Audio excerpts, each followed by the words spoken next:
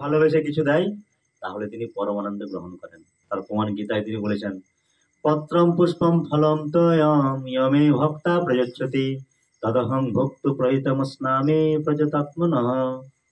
অর্থাৎ কেউ যদি ভক্তি সহকারে আমাকে পত্র পুষ্প ফল জল দেয় তাহলে আমি সেটা আনন্দের সাথে গ্রহণ করি।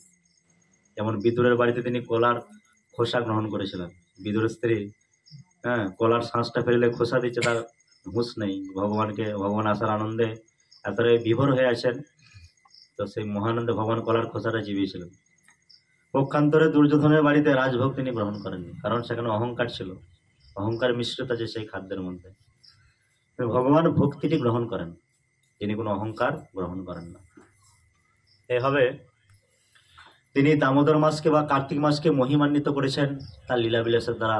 রাসলীলা, গিরি গোবর্ধন ধারণ, দামোদর লীলা, এই সমস্ত লীলাগুলি প্রদর্শন করার মাধ্যমে।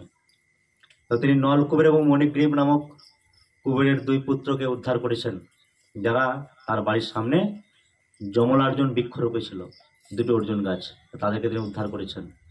তিনি নিজে বন্ধনে আবদ্ধ থাকা অবস্থাতেও উদ্ধার করেছেন ভক্তদের। তো এটাই ভগবানের বিশেষত্ব। তো কুবেরের যে দুই পুত্রকে তিনি উদ্ধার করেছিলেন, আমরাও যদি প্রার্থনা করি ভগবানের কাছে প্রেম ভক্তি সহকারে, আমাদেরকেও তিনি এই জড়জগতের বন্ধন থেকে উদ্ধার করবেন।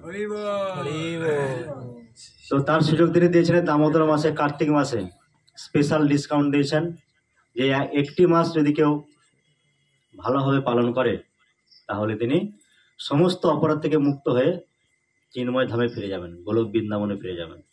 তো ভগবানের স্ত্রী সত্যভামা পূর্বজন্মে গুণবতী ছিলেন, তার নাম ছিল গুণবতী।